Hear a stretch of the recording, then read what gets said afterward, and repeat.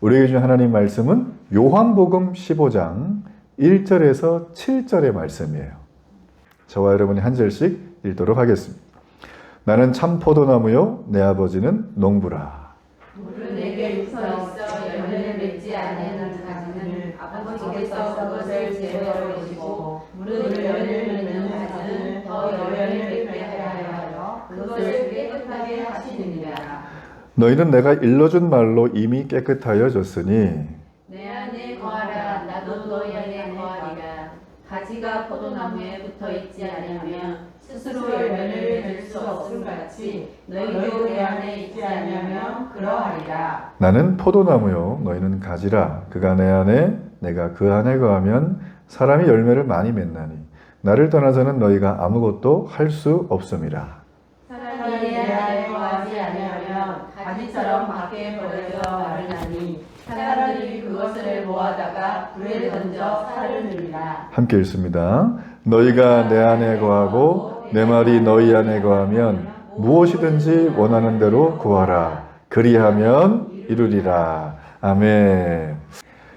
축복합니다. 네, 은혜와 감사의 주일에 오신 여러분을 주의 이름으로 환영합니다. 우리 옆분에게 다시 한번 바라보면서 이렇게 한번 인사해 주세요. 예수님만이 당신이 거할 곳입니다. 예수님만이 당신이 거할 것입니다. 자, 오늘 전 여러분과 함께 Why Jesus? 왜 예수인가? 기독교의 본질에 대한 7번째 메시지, 내가 거할 곳 포도나무, 이런 제목으로 여러분과 함께 은혜의 말씀을 나누길 원합니다. 여러분, 우리가 살아가면서 많은 고민들을 하는 것 중에 가장 대표적인 고민 중에 하나가 인간관계입니다. 네. 여러분, 우리가 한번 한 주 동안 내가 살아오면서 인간관계 속에서 즐거웠던 게 몇 번 있었나 한번 속으로 세보세요. 한 주간 즐거웠던 거. 자, 다 세셨죠? 자, 10번 이상이다. 고개를 한번 끄덕여 주세요. 10번 이상이다. 예.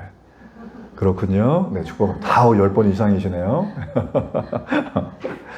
여러분, 인간관계를 어떻게 할 것인가에 대한 주제는 사실 자기계발 분야의 선구자로 1세대로 꼽혔던 미국의 데일 카네기가 인간관계론이라는 책에 아주 유명한 말을 하나 했어요.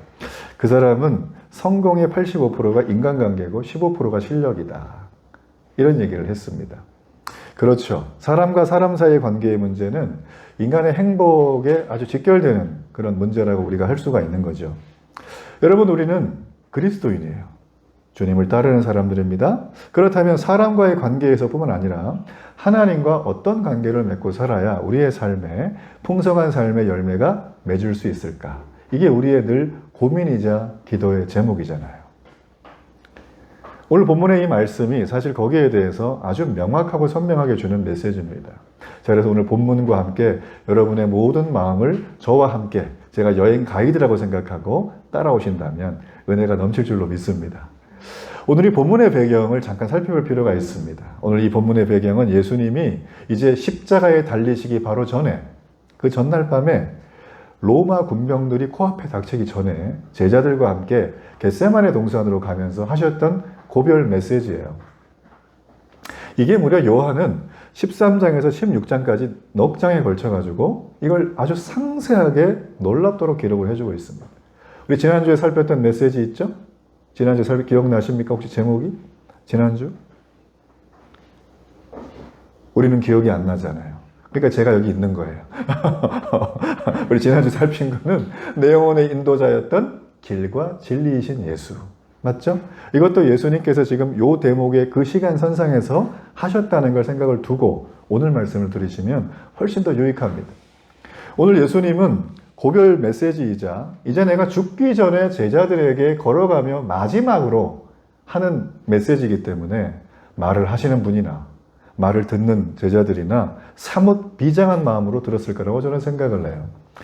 들은 사람들의 마음에 아마 신비에 불로 새기지 않았을까. 저는 그런 생각을 오늘 메시지를 통해서 좀 하게 됩니다. 자, 우리 요한복음 15장 1절의 말씀을 잠깐 볼까요? 우리 1절과 5절인데 이 말씀 함께 읽어봅니다. 나는 참 포도나무요 내 아버지는 농부이며 너희는 가지라. 여기 보면 세 개의 인칭이 나오죠. 내가 나오고 예수님이 나오고 하나님이 나오는데 이 관계를 포도나무의 비유로 예수님은 지금 설명을 해주고 계십니다. 당시 유대 지역에는 농업과 목축업의 문화가 아주 발달했어요. 그래서 이 포도나무는 보신 적 있죠? 이 유대 땅에는 올리브 나무랑 또 여기 보면 무화과 나무처럼 아주 흔하게 볼 수 있는 나무였어요. 그래서 예수님께서 이 예수님과 자기와 하나님과의 관계를 설명할 때 포도나무 비유를 들면 이 사람들은 아주 철떡같이 잘 알아듣는 거예요. 포도의 특성을 너무 잘 알기 때문에. 여러분 구약 성경에 가보면 이 포도나무에 대한 얘기가 되게 많이 나오는데 하나님께서 구약 성경에서 포도나무를 상징했던 한 민족이 있습니다. 그게 누구냐면 바로 이스라엘이에요. 그리고 신약에 와서 포도나무 얘기를 하시니까 이들은 구약부터 전해오는 얘기니까 너무 이해가 잘 되겠죠. 자, 그런데 하나님께서 구약에서 이스라엘을 포도나무의 상징을 하면서 하나님께서 이스라엘에게 기대하셨던 바가 있습니다. 참고로 포도나무는 관리만 잘해주면 엄청난 극산품의 포도 열매를 매우 많이 맺습니다. 당시에는. 예.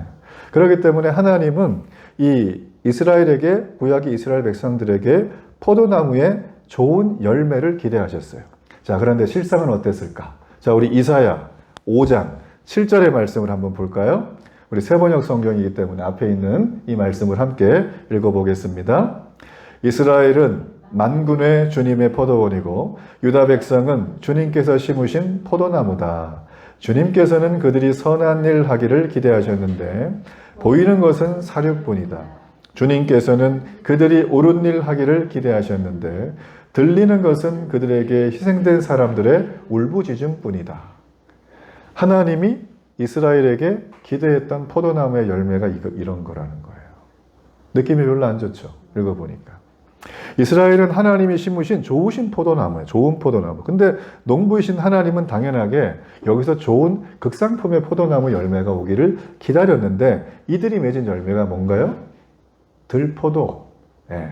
이 들포도는 먹지도 못하고 상품 가치도 없고 그냥 뭐 뗄감도 안 되고 그냥 걸음으로 쓸 정도밖에 안 돼. 쓰임새가 전혀 없는 포도를 말하는 거죠. 구약의 이스라엘 백성들에게 오늘 여기 말씀해 보니까 극상품의 포도 열매는 두 가지를 말하죠. 선한 일, 옳은 일을 말해요. 이걸 정리하면 이웃에 대한 사랑을 실천하는 일이라는 거예요. 근데 구약의 이스라엘 백성들은 이사야가 말하는 것처럼 그걸 했나요? 하지 않았습니다. 이들은 이웃을 사랑을 베푸는 게 아니라 이웃을 오히려 강포하고 물리적으로 억압하고 그들을 학대하고 속이고 강탈하는 것을 그냥 일상다반사로 했던 사람들이고 뿐만 아니라 그렇게 했던 것들을 자기 집과 자기 재산과 소유를 늘리는 일들에 배를 채우는데 아주 열심을 다했어요. 그러나 그들은 하나님께서 행하시는 일에 대해서는 전혀 관심이 없었다. 여러분 세계 불평등 지수라고 하는 통계가 있습니다. 우리 한 장 넘겨주세요. 이 세계 불평등 지수라고 하는 이 통계 그래프는 여러분 이 2021년에 한국에서 소득 점유율 상위 10%와 하위 50%의 변화의 그래프를 1990년부터 2021년까지 세계 불평등 연구소에서 조사한 그래프입니다. 이게 보면은 뭐 영어로 돼 있죠? 제가 잠깐 설명을 하면 이 빨간 게 탑 10, 여기가 상위 10%의 소득이 어떻게 변하고 있는가, 그리고 하위 50%의 소득이 어떻게 변하는 거예요. 잘 도표를 보게 되어지면 95년까지는 완만하게 별 차이가 없죠. 처음에. 그러다가 2000년 넘어가고 2010년, 2015년 갈 때는 그래프가 완전히 벌어지게 되죠. 그래서 지금은 거의 한 46% 정도의 차이가 난다는 통계를 지금 이 보고서가 우리에게 해주고 있다는 것입니다. 여러분 이런 자료들 뿐만 아니라 우리가 일상적으로 느끼는 삶의 여러 가지 많은 그릇됨과 부족함과 부조리들을 굉장히 많이 느끼지 않습니까? 그래서 사람들은 그런 걸 느낄 때마다 이걸 계속 접하면 내가 죽을 것 같으니까 자기 방어 기제가 발동을 합니다. 그러니까 세상에 대해서 관심을 안 둬요. 제가 지난주도 설교했지만 그런 분들은 대부분 극도의 개인주의에 들어갑니다. 집에서만 있고 이 얘기하는 게 아닙니다. 그런 분들은 대부분 다 자기의 기쁨과 쾌락이 삶의 사명이자 과제예요. 극도의 개인주의 속에 빠지면서 그래, 이 모순된 세상, 부조리한 세상 나는 눈 감으련다 라고 하는 자기가 자기를 지키려고 하는 하나의 방어기제의 일수가 있다고 제가 여러분에게 말씀을 드리는 거예요. 여러분 이사야 5장 12절의 말씀 한번 보여주실래요? 우리 이 말씀을 세번역 성경으로 함께 읽어봅니다. 그들이 연회하는 수금과 검은고와 소고와 피리와 포도주를 갖추었어도 주님께서는 하시는 일에는 관심이 없고 주님께서 손수 이루시는 일도 거들떠보지를 않는다. 아니 하나님께서 우리를 포도나무, 아주 극상품의 포도나무 열매를 맺도록 하셨는데 하나님이 하는 일에 관심이 없어요. 여러분 이런 가지들을 주님이 어떻게 하신다고요? 오늘 말씀해 보니까 불에 던져 태워버린다. 이렇게 되는 거예요. 무섭죠? 우리가 이 포도나무에 대한 특성을 좀 알 필요가 있습니다. 당시의 유대 지역에. 이 포도나무는 사실 이 유대 지역에서 굉장히 중요한 음료 공급원이었어요. 그러니까 그들은 물이 안 좋기 때문에 발효해서 이렇게 마셨거든요. 그러니까 이게 술이 아닙니다. 이들한테는 식음료예요. 식음료, 식수 같은. 그렇기 때문에 포도가 지천에 있었어요. 포도는 아주 척박한 땅에서도 밤이슬 맞고 잘 큽니다. 그렇기 때문에 이 포도나무는 유대 지역 전역에서 볼 수 있는 나무인데 여러분 유대 지역 전역에 있는 이 포도나무는 오직 하나의 용도밖에 쓰임새가 없었어요. 그게 뭐냐면 바로 열매를 맺는 거예요. 포도나무는 나무가 시원찮아서 집을 지을 제목도 안 되고 볼품도 별로 없고 거름으로 쓰기에도 부적합했어요. 그러니까 이 포도나무는 오직 열매를 위해서 존재를 하는데 방금 살핀 것처럼 열매가 없는 나무는 가감하게 잘라서 불에 던져버린다는 거예요. 네. 본문 전체의 핵심적인 메시지는 그래서 오늘 주님이 우리를 구원하신 하나님께서 우리가 열매 맺는 삶을 사는데 매우 큰 관심을 갖고 계신다라는 것입니다. 자, 그렇다면 오늘 주님이 말씀하신 열매란 과연 무엇일까? 우리가 생각하는 열매와 주님이 말씀하신 열매를 한번 비교해서 잘 생각을 한번 해보세요. 성경의 학자들은 이 열매에 대해서 보통 두 가지로 나눕니다. 하나가 뭐냐면 내적인 열매, 그리고 외적인 열매를 나눠요. 이 내적인 열매는 우리의 성품이 예수님의 성품을 닮아가는 모습을 말하는 것이죠. 이게 갈라디아서에 가면 이렇게 표현이 되어 있습니다. 우리 갈라디아서 5장 22절로 23절. 우리 이 말씀을 제가 한번 읽어볼게요. 오직 성령의 열매는 사랑과 희락과 화평과 오래 참음과 자비와 양성과 충성과 온유와 절제니 이 같은 것을 금지할 법이 없다. 여러분 이 얘기 많이 들으셨죠? 혹시 이거 암송도 하십니까? 네. 저는 이걸 암송을 아주 옛날부터 해가지고 달달달 외우는 편인데 이 9가지는 근데 옛날에는 의미가 없이 외웠어요. 이 도대체 이걸 외우는데 나는 이거 전혀 못하는데 그냥 이런 생각만 들면서 이렇게 자책만 하는 그런 구절 중에 하나였습니다. 그런데 예수님의 성품을 닮아가는 삶을 살아가면 이게 돼요. 근데 여러분 하나 유념해 봐야 될 게 있습니다. 여기 보면 사랑이 제일 먼저 나오죠. 그래 마지막에 9번째 뭐가 나와요? 온유 다음에 절제. 그러니까 사랑의 울타리 안에 이게 다 들어가 있어야 되고요. 절제로 문을 닫아야 돼요. 예수님께서 양 우리의 문지기셨잖아요. 절제로 닫으시는 거예요. 양들이 어떻게? 이탈하지 못하게. 이탈하면 어떻게 되나요? 여기 있는 열매는 사라지는 거예요. 이해가 되시죠? 예수를 믿으면 예수님을 닮은 삶을 살고 싶다 하는데 이런 열매의 모습이 작지만 조금씩 나타나는 게 정상입니다. 교회를 오래 다닌 분들이 계세요. 방언도 하시고 은사도 많고 교회에서 봉사도 많이 하시는데 이분을 가만히 보면 너무 거칠어요. 그리고 이분이 지나가면 수많은 사람들이 막 피 흘려 쓰러져 있어요. 여러분 이건 예수님 닮은 성품이라고 하기가 매우 어렵습니다.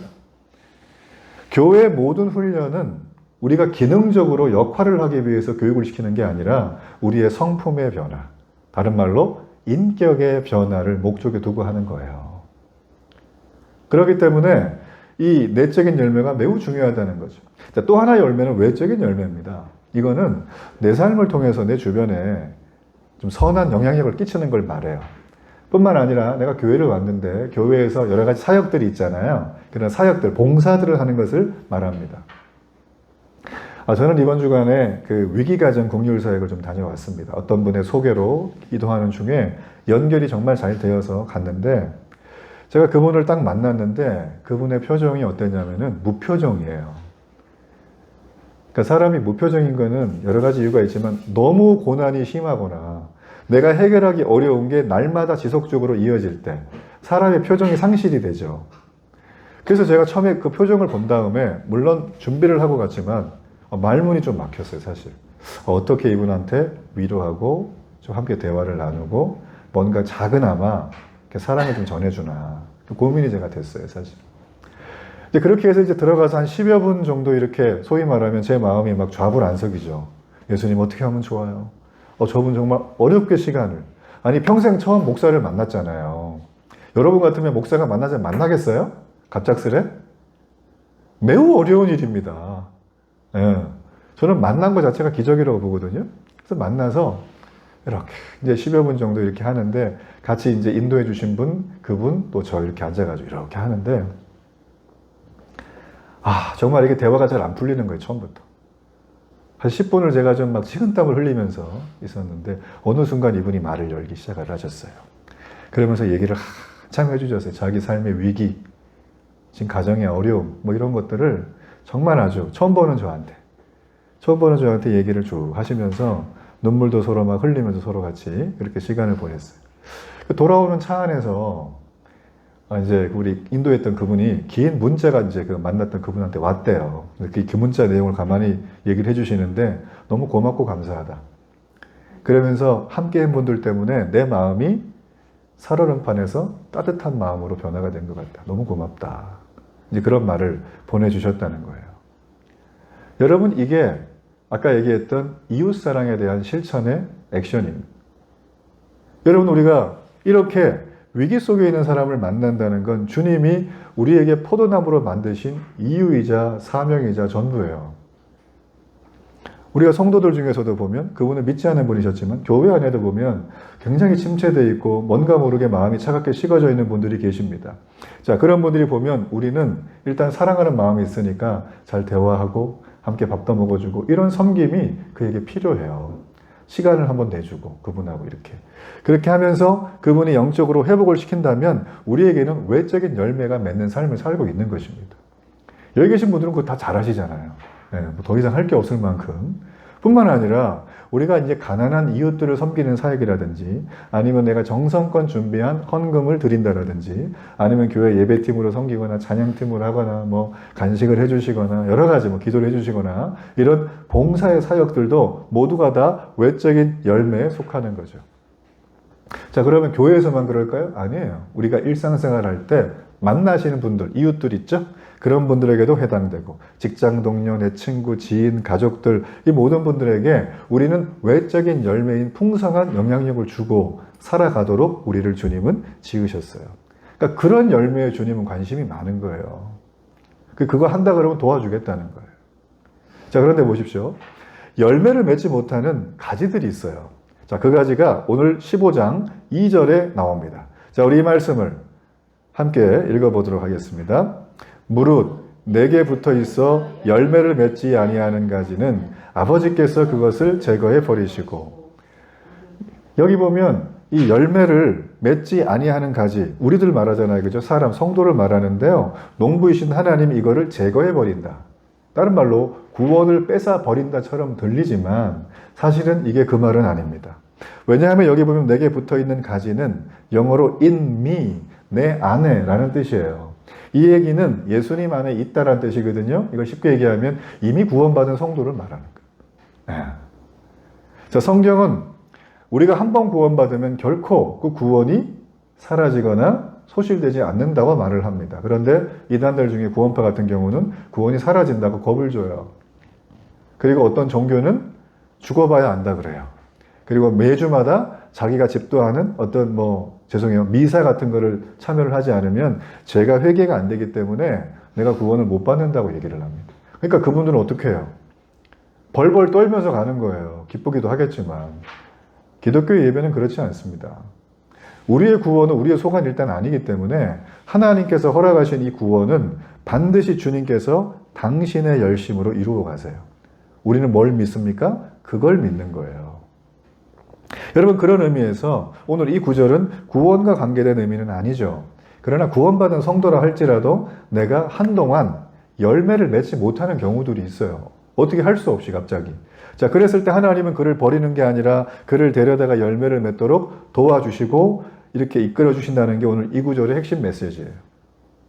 자, 오늘 여기 보게 되어지면 끝에 제거해 버린다는 얘기 있죠? 잘라버린다는 얘기잖아요. 근데 사실 이게 원어로 보면 아이로라고 하는 단어인데 이 뜻이 제거해버린다는 뜻이 아니라 정확한 뜻은 들어 올린다. 집어서 들어 올려준다. 이런 뜻을 가지고 있어요. 그럼 도대체 왜 여기는 제거인데 이렇게 원문은 그렇게 돼 있느냐? 이걸 알려면 당시 유대 지방의 포도나무 특성을 좀 알 필요가 있습니다. 여러분 포도나무 보셨죠? 포도나무가 이렇게 한 개가 쭉 잘 자라요? 아니면 막 뻗쳐요? 이렇게. 뻗치죠? 막 위로도 가고 아래로도 가고 막 땅으로도 가고 이렇게 하잖아요. 그죠? 그래서 포도원 농장주인들 얘기를 들어보면 굉장히 손 많이 간대요. 포도가 이게. 가지치기 할 것도 많고 골치 아프대요. 하여튼 간에.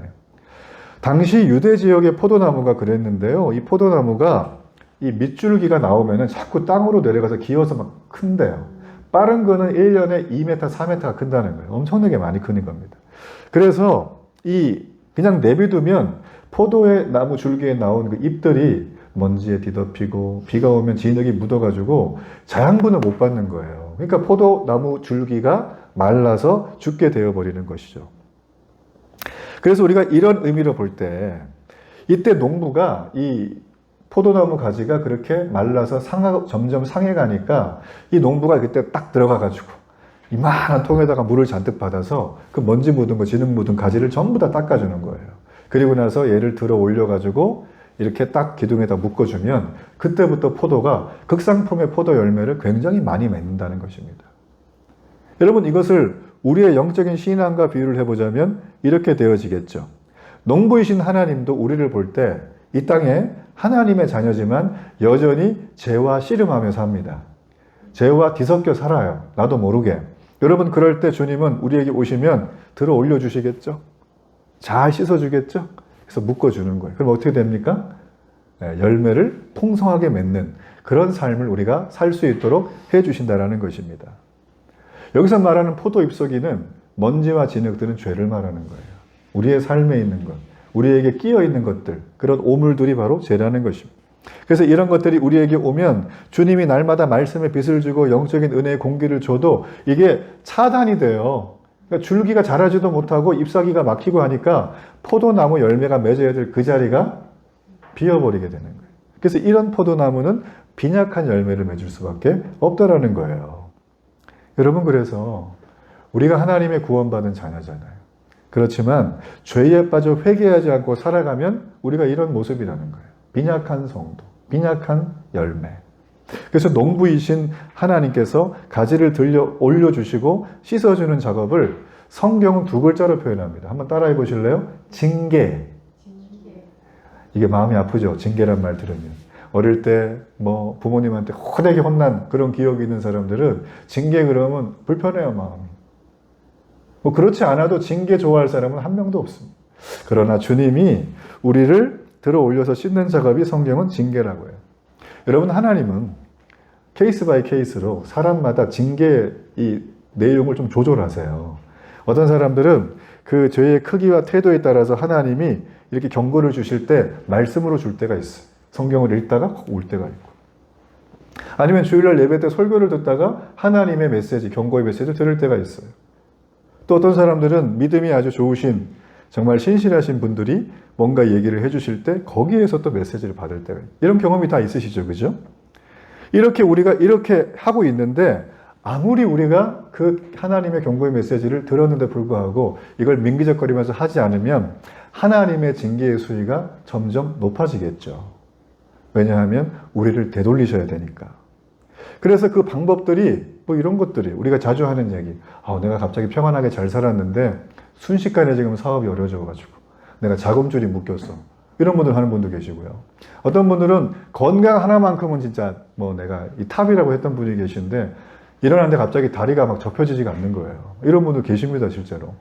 그리고 믿었던 친구가 배신을 하거나 이런 여러 가지 우리가 알아듣지 못하니까 알아들을 수 있는 외부적인 신호를 주님은 계속 주시는 거죠. 구약의 이스라엘 백성들은 어땠을까? 아까 제가 이사야 살폈지만 이 백성들은 아주 고집불통이었어요. 얼마나 고약한지 몰라요. 하나님이 건져서 민족 만들었죠? 아브라함부터. 그런데 그리고 나서 극상품의 포도나무라고 그렇게 비유까지 하시고 주님이 농부처럼 날마다 그렇게 끌어올려 주시는데도 불구하고 이들이 얼마나 고약했냐면 수많은 하나님의 선지자들의 경고를 무시하는 건 다반사고 무시하고 자기 마음대로 사니까 브레이크를 걸어야 되잖아요. 흉년을 줘도 브레이크가 안 걸리고 전염병을 돌려도 브레이크가 안 걸려요. 근데 나중에 어떻게 됩니까? 무서운 심판을 하는 적들이 쳐들어와서 나라를 망하게 만들죠. 포로로 잡혀가는 신세로 전락하게 된 겁니다. 예수님의 보혈로 구원받은 우리들은 반드시 열매를 맺는 삶을 살아야 돼요. 그럼에도 불구하고 우리가 죄에 빠져서 영적인 능력을 상실하고 열매 맺지 못하는 삶을 사는 상태가 계속된다면 하나님은 반드시 그분의 삶에 개입하십니다. 징계로. 네. 여러분, 하나님은 우리를 다 사용하세요. 기쁘게 받으세요. 근데 하찮고 못나고 못생기고 이런 건 다 받으세요. 근데 더러운 그릇은 받을 수가 없어요. 하나님은 하나님이 기뻐하지 않는 죄악된 생각이나 행동이나 습관과 태도를 여전히 가지고 하나님 앞에 나오는 자들을 그냥 두지 않으십니다. 하나님은 그 그릇을 깨끗하게 하시는 그 과정, 그게 바로 죄를 제거하는 과정이자 징계의 과정이라고 성경은 말하고 있어요. 우리가 힘들더라도 승리하기 위해서는 이 과정을 반드시 거쳐야 된다는 거예요.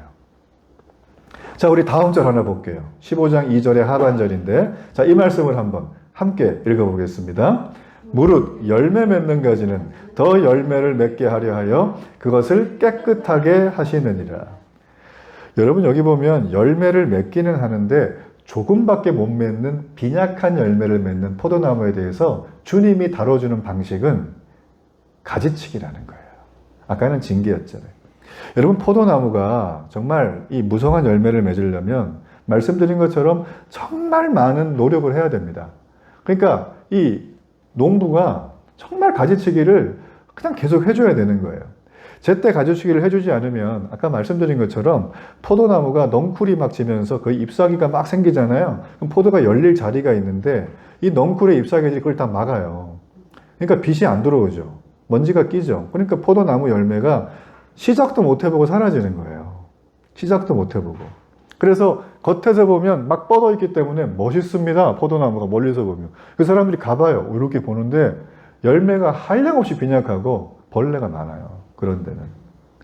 여러분, 결론적으로 말씀을 드리면 가지치기가 제때 안 된 포도나무들은 빈약한 열매만 맺고 극상품의 열매는 절대 맺을 수가 없다.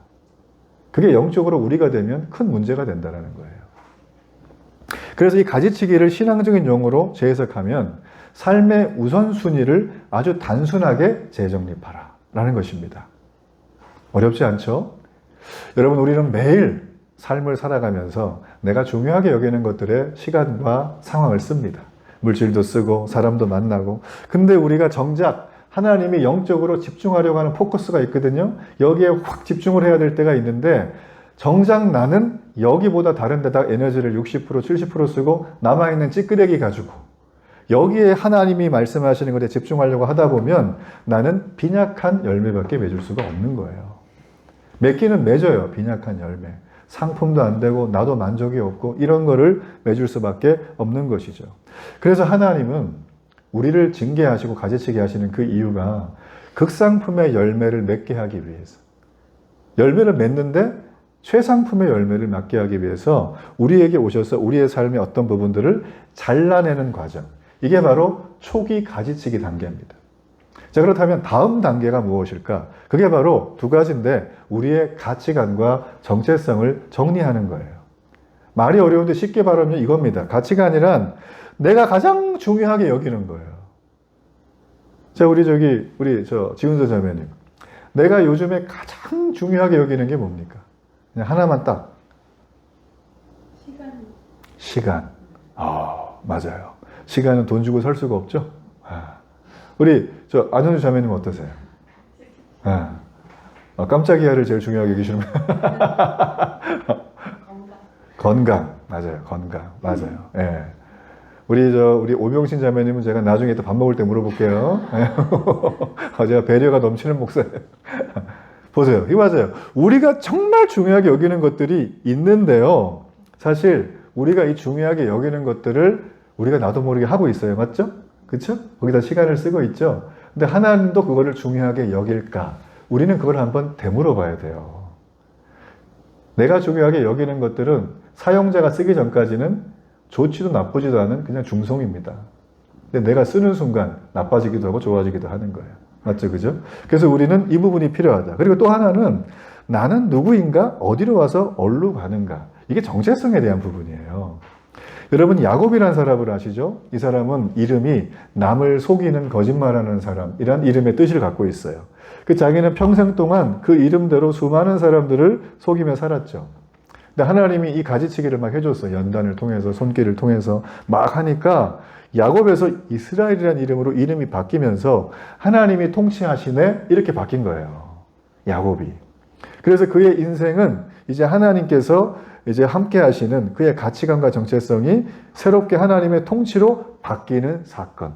성경은 야곱의 인생에서 우리에게 그 긴 스토리 속에 그걸 말씀해주고 계시는 것입니다. 그렇기 때문에 야고보서에 가면 이렇게 하나님이 우리의 가치관, 정체성을 개조하시는 이런 가지치기의 내용을 믿음의 시련 이런 말을 쓰죠. 저번에 우리 한번 나눴었잖아요. 그죠? The face of test라고. 우리를 이걸 통해서 없애버리는 게 아니라 우리를 성장시키고 단련하여 정금처럼 이 땅에 살아갈 수 있도록 주님이 우리에게 그렇게 하신다는 것을 말을 합니다. 우리 주변에 한번 보세요. 믿음이 좋으신 분들 간혹 보이잖아요. 신실해 보이시고 열매도 많고 이런 분들 대부분 보면 어떻습니까? 연단이 수도 없이 많았어요. 가지치기를 날마다 당하는 거예요. 이런 분들은. 네. 그렇기 때문에 그들이 그런 위치에 있다는 것이죠. 여러분 가지치기는 올해만 하고 내년에 끝나면 좋겠다 이런 생각이 있지만 이게 우리가 믿음의 여행길 속에 평생 지속되는 게 하나의 문제가 될 수가 있습니다. 오히려 어떤 분들은 내가 믿음이 굉장히 성숙하고 이제는 괜찮으니까 내가 섬김의 자리가 올라가면 올라갈수록 그러니까 더 많은 섬김을 할수록 직급이 아니라 많은 섬김을 할수록 이만하면 주님이 나 가지 않칠 거야 이런 생각이 들어요. 아니요. 주님은 오히려 그런 사람을 더 많이 가지를 쳐요. 더 많이 손길을 댄다는 거예요. 이유는 간단합니다. 지금도 그렇지만 당시에 이 포도나무는 굉장히 열매를 해마다 더 많이 맺거든요. 근데 해마다 더 많이 맺으려면 농부가 더 부지런해야 돼요. 가지가 더 많이 생기기 때문에 더 많이 가지를 정리를 해줘야 되는 것입니다. 그래서 정리를 안 해주면 작년에 많이 맺었던 가지라도 올해는 안 맺어요. 빈약한 거예요. 여러분, 제가 이 가지치기를 하는 얘기를 제가 설교를 준비하다가 어떤 말을 좀 이렇게 해서 좀 편하게 대화를 나눌까 고민을 하고 있었는데 어제 사건이 벌어졌어요. 어제 제가 퇴근하고 집에를 들어갔습니다. 갔는데 식탁은 어질러져 있고 소파에 널브러져 있는 우리 할아비는 스마트폰을 보다가 누워 주무시고 계시고 아빠가 왔는데 눈을 껌뻑껌뻑거리면서 왔냐고 얘기만 하고 또 여기 잘 주무시고 계시고 그래서 제 마음에 주일 준비를 온 힘을 다해서 준비하다가 왔는데 아니 말이지 아빠가 왔는데 그러면서 마음속에 무슨 생각이 들었겠어요. 순간 마음이 불편한 거예요. 그래가지고 제가 옛날 버릇이 막 나오는 거예요. 막 이 말 저 말 하고 막 이렇게 하는 거예요. 그 얘는 뜬금없는 거죠. 갑자기 퇴근에 오더니만은 지금 우리 여기 다 있지만 바로 뭐 어제 일이니까 몇 시간 전 얘기예요. 사실 24시간도 안 지났습니다. 그냥 그렇게 하는데 제가 순간 제 마음속에 이런 메시지가 들리는 거예요. 너 왜 이렇게까지 하냐? 저한테. 여기서 그만해야 되는 거 아니냐? 굳이 이럴 이유가 있냐? 이제 그런 마음에 제 마음의 소리가 들리면서 정리를 하게 되었던 그런 아픈 기억이 어제 있습니다. 여러분만 가지치기 당하는 거 아니에요. 저도 날마다 당합니다. 이만하면 됐지. 이 정도 믿음인데 내가 말씀대로 살고 예배도 잘 드리고 하나님 앞에 헌신하는데 왜 고난이 끊이질 않는가? 몸이 여전히 아픈가? 왜 인생의 트러블은 그렇게 많은가? 고민하면서 이 악과 고통의 문제 때문에 하나님 앞에 못 오는 분들이 너무 많아요. 전 여러분에게 말을 합니다. 저도 가지치기 당하니까 조금 위로를 받으시면 좋겠다. 주님이 여러분을 죽이려고 하는 게 절대 아니라는 것입니다. 여러분이 이 말씀이 여러분의 심령에 있기를 주의 이름으로 축복합니다. 우리 다음 화면 하나 넘겨주세요. 자, 여러분 제가 말씀드린 징계와 가지치기는 단어가 비슷해 보이지만은 사실은 이거는 전혀 달라요. 자, 보시게 되면 징계의 이유는 뭘까요? 우리의 먼지와 진흙이 묻어있는 잎사귀에 있는 것들을 해결하기 위한 것. 그게 바로 죄라고 제가 말씀드렸잖아요. 그러면 해결하기 위해서 해결책이 뭡니까? 회개를 하면 돼요. 여러분 그래서 하나님이 지금 날 징계한다 라고 깨달아지잖아요. 그러면 징계가 빨리 끝나는 방법이 있어요. 즉시 회개하면 돼요. 돌이키면 돼요. 그럼 기간이 짧아요. 근데 여러분 보십시오. 가지치기를 하는데 이 가지치기는 죄랑 관련됐다기보다는 더 풍성한 열매를 맺을 수 있도록 하나님이 하시는 거거든요. 대부분 보면 이 가지치기의 이유는 에고, 자아를 말해요. 히라보로 말하면 자아. 내 속에 자아. 내 속에 내가 너무나 많아. 이거 말하는 거예요. 그래서 해결책이 뭡니까? 내려놓는 거예요. 뭘 내려놓을까요? 하나님과의 관계 속에서 방해가 되는 것들은 뭐든지 좋으니 깨달음은 내려놓는 작업을 하는 것이죠. 여러분, 그래서 우리가 집요하게 추구해오던 여러 가지 것들이 있습니다. 몸이 아픈 아이를 데리고 병원에 가면 의사가 그 아이한테 와가지고 CT 찍자, MRI 찍자 그래요? 안 그럽니다. 문진을 먼저 하죠. 청진기 딱 들고 배에다 이렇게 대보고 손으로 떡떡떡 두들겨보고 다리도 만져보고 이렇게 합니다. 그러면 애가 아픈 부위가 막 여기면 여기를 만져서 꾹꾹 누르면 애가 어떻게 할까요? 비명을 지르는 거예요. 아프니까. 여러분, 주님이 우리에게 문진 오시면 우리 아픈 데를 눌러요. 이렇게. 아픈 데를 누르는 거예요. 여기를 쳐다보라고 이렇게. 그게 바로 뭐냐면 가지치는 것입니다. 주님은 우리가 아픈 그 부위, 집요하게 추구해던 것들, 내가 사랑하는 것들, 포기하지 않으려고 발버둥 치던 것들을 오셔가지고 비명을 지르는 우리를 보면서도 주님 안 돼요 하는데도 계속 누르시는 거예요. 얼마나 아픕니까 이게. 아픈 거예요. 여러분, 그래서 주님은 아프지만 아픈 만큼 회복이 될 것이다. 즉 주님은 우리에게 그 집착하는 문제를 우리에게 보여주시는 것이죠. 주님은 이것 없이 못 살아요. 정말 이렇게 하면서 주님은 이렇게 누르실 때 주님의 속마음이 그럼 과연 어땠을까요? 아유 고소하다, 괘씸하다, 아유 이러셨을까요? 아니에요. 우리 주님은 우리가 진정 필요로 하는 것을 자유롭게 추구하며 살 수 있도록 우리 아픈 부위를 직면하게 하시는 거예요. 주님은 우리를 괴롭히는 게 전공이 아닙니다. 자, 그렇다면 주님은 우리의 어떤 부위를 제일 먼저 눌러주시는가? 제일 먼저 눌러주는 부위가 뭐냐면 우리가 가지고 있는 재물이에요. 돈과 소유물을 말하는 거죠. 여러분, 구약에 동방의 부자가 한 명 나옵니다. 그게 바로 욥이라는 사람이에요. 욥기 깁니다. 근데 이 욥이라는 사람은 자신이 가진 모든 재물을 한순간에 잃어버렸어요. 그래가지고 이런 얘기를 해요. 주신 이도 여호와시요 거두신 이도 여호와시다. 아니 재물이 한 방에 다 사라졌는데 가져가고 준 게 다 하나님 때문이다. 그러면서 불평불만을 안 하는 거예요. 이 욥이라는 사람이 절망을 안 하는 것입니다. 그랬을 때 그때 하나님이 그의 눈을 열어서 하나님을 보게 하세요. 귀로만 듣던 하나님을 눈으로 보고 체험을 하게 되는 놀라운 영적인 은혜를 이 욥이 경험하게 되었던 것이죠. 여러분, 그러고 나서 욥이 삶이 어떻게 된 줄 아십니까? 그 전에 갖고 있던 재물과 재산, 그때 거부고 부자였는데 2배로 많아졌어요. 하나님이 그냥 다 준 거예요.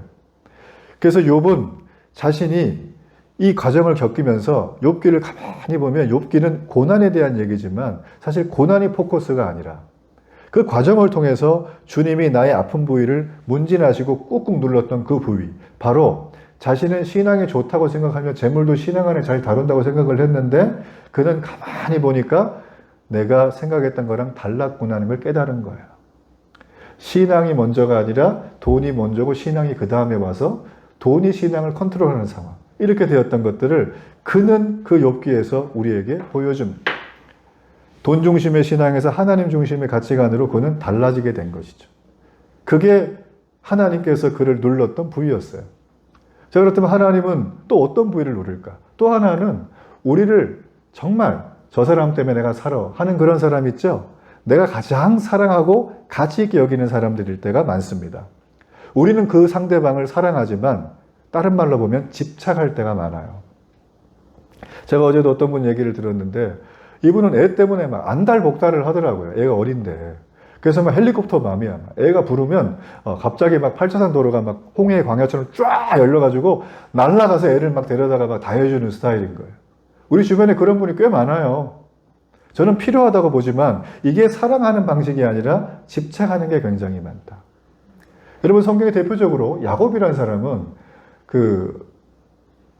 온 땅에 흉년이 들은 다음에 먹을 게 없으니까는 외국에 이집트에다가 애들을 보내가지고 곡식을 사오라고 하죠. 근데 갔더니만 거기에 누가 있었냐면 죽은 줄 알았던 요셉이 있는 거예요. 야곱의 아들. 그래서 자기가 정체를 딱 숨기고 자기 형들한테 얘기를 하는 것입니다. 뭔 얘기를 하냐면 동생 베냐민이 있지 너네한테. 그렇습니다. 총리요. 가서 베냐민 들어오면 내가 쌀 줄게. 이렇게 한 거예요. 그러니까 얘네들이 그 얘기를 딱 듣고선 아버지한테 가가지고 아버지 쌀 주는데 베냐민 데려오래요. 근데 야곱한테 베냐민이 어떤 사람이냐면 그가 그렇게 사랑했던 여러 부인 중에 한 명인 라헬이 있어요. 최고 사랑했던. 이 라헬의 소생인데 요셉이 죽었다고 생각했는데 베냐민 혼자 남았으니까 그 소생을 라헬처럼 아끼고 사랑했어요. 야곱은 이 라헬의 피부친 이 베냐민 하나가 내 곁에서 떠나면 그는 죽는 것처럼 집착을 하는 거예요. 그는 생각했어요. 베냐민이 내 옆에 있어야 얘는 평안하고 잘 살 수 있다. 그 야곱의 생각이었어요. 자, 그러면 성경의 메시지는 어떨까요? 그렇지 않다는 게 성경의 메시지예요. 성경의 메시지는 우리가 야곱서를 다 읽어보면 이 베냐민이 결국 야곱의 대승적인 결단으로 죽기 직전이니까 보내줍니다. 그리고 이 베냐민이 갔을 때 어떤 일이 벌어지나요? 야곱도 이집트에 내려가고 죽은 줄 알았던 그렇게 사랑하던 아들 요셉을 만나게 돼요. 그리고 그 집안에 축복의 새로운 시작이 열리게 되는 것이에요.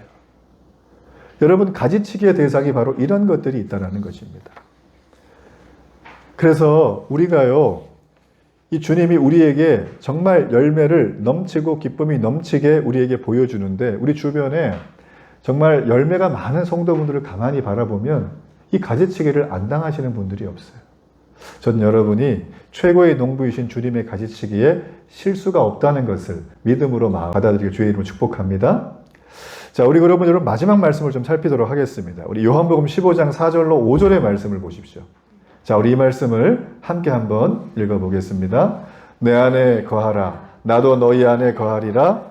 가지가 포도나무에 붙어 있지 아니하면 스스로 열매를 맺을 수 없음같이 너희도 내 안에 있지 아니하면 그러하리라.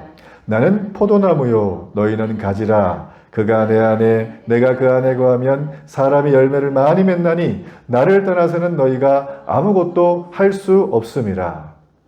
여기 가만히 보면 열매를 많이 맺고 있는 가지를 다루시는 하나님의 손길이 나와요. 그 해답이 뭐냐면 내 안에 거하라.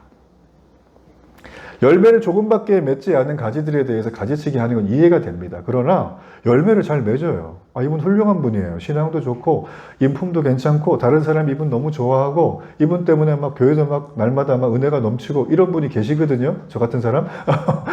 근데 이분한테 가가지고 주님이 야, 너 열매를 많이 맺고 있는데 문제가 있지 않니? 이렇게 말을 하시는 거예요.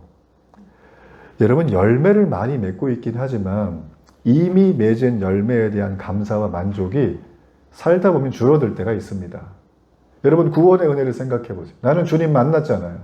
좋았죠? 근데 그게 유통기한 길었어요? 몇 년 갔죠? 짧으면 몇 달? 그러니까 우리가 그 은혜 받은 거에 대해서 이게 만족감이 줄어들 때가 있어요. 그럼 어떻게 되냐면 바로 영적인 탈진이 와요. 그리고 어떤 일을 해도 영적인 기쁨이 사라지고 영적 매너리즘이 우리에게 빠집니다. 영적인 기쁨이 없다 보니까 예배 한번 가는 게 그렇게 힘들어요. 오늘 오겠다고 했던 분들 지금 못 오셨거든요. 그 가정도. 뿐만 아니라 하나님의 일을 해야 되는데 다 형식적으로 해. 이게 일이 되는 거예요. 기쁨이 하나도 없으니까. 여러분, 제가 이거에 아주 정면으로 미사일을 맞았던 사람이에요. 긴 얘기를 할 수 없지만 제가 한참 날아다니던 30대. 사역의 절정을 달리면서 쉬는 날 없이 뛰어다닐 때가 있었는데 여러분, 그때 어떤 사역의 열매를 잘 맺었는데 그때 제 마음에 영적 탈진이 왔어요. 막 분노가 치밀고 다른 사람이 좀 잘하는 거 보면 배가 아픈 정도가 아니라 시기 질투를 막 표현하는 거예요. 제어가 안 되는 거예요. 제어가. 그리고 예배를 그때 되게 많이 드렸거든요. 예배 인도도 하고 뭐 예배자로 서기도 하고 예배가 싫은 거예요. 예배가. 설교하고 있는데 설교가 싫은 거예요, 내가. 이거 큰 낭패 아닙니까? 그런 과정을 남한테 얘기도 못하고 끙끙대면서 지나갔어요. 저처럼 바보같이 사시면 안 됩니다. 그런 상황이 맞닥뜨리면 믿을 만하고 신뢰할 만한 분한테 그 얘기를 털어놓으세요. 해결책을 받을 수 있는 건 아니에요.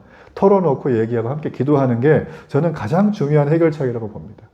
그러나 여러분, 인간에게 그렇게 말을 하면 부작용이 많지만 여러분 보세요. 오늘 말씀해 보니까 주님은 이런 고뇌에 빠져있는 가지들에게 해결책을 주시는데 뭐라고 하시나요? 내 안에 거하라. 나도 너희 안에 거하리라. 오늘 찬양곡 있죠. 내 안에 거하라. 이게 바로 이 메시지예요. 요한복음 15장에는 이 말씀이 무려 10번이나 등장을 해요. 세상에 얼마나 중요한지.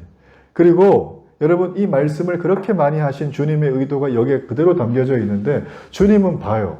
내가 지금 십자가에 이제 좀 있으면 끌려가 죽을 거지만 이제 내 말을 들었던 내 안에 거하라는 그 말을 들었던 예수님의 12 제자들이 이제 앞으로 지금 기독교 2000년 전의 모습이잖아요. 그죠? 지금 2000년 후의 모습이죠. 2000년 후에 전 세계가 이 복음을 듣고 살아날 것을 주님은 보는 거예요. 그러니까 이 엄청난 사명을 감당해야 되는 제자들 눈앞에 보시니까 주님이 허튼 말 하시겠어요? 가장 핵심적인 것, 영적인 은혜의 근원, 이들이 지속적으로 신앙생활을 하며 풍성한 삶을 누릴 수 있는 핵심적인 키워드를 말하신 거죠. 그게 바로 무엇이냐면 내 안에 거하라는 거예요. 주님은 징계와 가지치기를 통해서 우리에게 회개하고 내려놓으라고 말씀하셨지만 이 내 안에 거하라는 것은 조금 단계가 다릅니다. 내 안에 거하라는 얘기는 한마디로 우리의 행동이 따라가야 돼요. 우리의 삶 속에 흐트러져 있는 우선순위가 재조정이 되고 뿐만 아니라 그렇게 조정이 된 다음에 아까 시간이 중요하다 하셨잖아요. 내가 의도적으로 시간을 주님과의 썸씽 시간을 만들어 놔야 돼요. 그게 예배가 될 수도 있고 성경을 읽을 수도 있고 기도를 할 수도 있고 걸어가면서 주님과 뭐 할 수도 있는 거예요. 그거는 각자가 하시면 됩니다. 필요하면 도움을 요청하면 되고요. 그래서 여러분 이런 의도적이고 우선순위의 재조정이 없으면 많은 신실하게 일하던 일꾼들이 넘어지면서 이런 고백을 해요. 어느 순간부터 하나님의 일을 하느라 바빠서 정작 하나님하고 친하게 지내는 교제의 시간을 놓쳤더니 제가 지금 탈진이 왔어요. 교회 가는 것도 힘들어요. 이런 분들의 고백이 저의 고백이자 숱한 많은 사람들의 고백입니다. 여러분 우리가 주님 안에 거한다는 이 말씀의 결론을 맺으면 주님 안에 깊이 머물러 있으면서 주님과 날마다 플러그인 된 상태예요. 언플러그 되면 죽습니다. 공급이 안 되니까. 예수님과 깊이 있고 지속적인 교제를 하려면 내가 코드를 꽂아야 돼. 그래야 거기서 은혜의 메시지가 오고 떨어진 배터리가 올라가는 거예요. 그래서 주님이 이렇게 말하고 나서 부담스러워. 이런 제자들한테 하나의 특권을 주세요. 자, 그게 15장 7절의 말씀입니다. 우리 이 말씀 한번 함께 읽어봅니다. 너희가 내 안에 거하고 내 말이 너희 안에 거하면 무엇이든지 원하는 대로 구하라. 그리하면 이르리라. 이 말씀 많이 들으셨죠? 뭐든지 구하면 된대. 기도하면 응답돼. 그러면서 막 교회 데리고 오잖아요. 그거 다 거짓말이에요. 안 줘요, 하나님이. 그럼 누구한테 줄까요? 대상이 다르겠죠? 앞에 나옵니다. 너희가 내 안에 거하고 내 말이 너희 안에 거하며. 근데 이게 문법적으로 희한해요. 너희가 내 안에 거하는 거, 안에 거하는 거니까 뭐 그런가 보다 했는데 여기 보면 나도 너희 안에 거할게 라가 돼야 되잖아요. 근데 보면 내 안이 아니라 내 말에 거하고가 되죠. 여기 앞에 보세요. 내 말 빨강색인데 가로 열면 성경을 말하는 거예요. 우리는 성경 하나만 보는 한 책의 사람입니다. 여러 가지 책을 보고 삶의 우선순위를 결정하지 않아요. 성경성 말씀 속에 있는 그걸 바라보고 내가 그 말씀 앞에서 나의 삶을 재조정하면 무엇이든지 구하라는 거예요. 내가 다 들어준다는 거예요. 아멘? 오늘 주님께서 우리에게 말씀하십니다. 포도나무이신 주님께 딱 붙어있는 방법은 내 안에 거하라. 전 여러분이 어떤 삶의 형편 속에 눈물이 있을지 몰라도 이 내 안에 거한다는 이 사실을 가슴에 새기고 이번 한 주간 가는 곳마다 은혜와 축복이 있기를 주의 이름으로 축복합니다.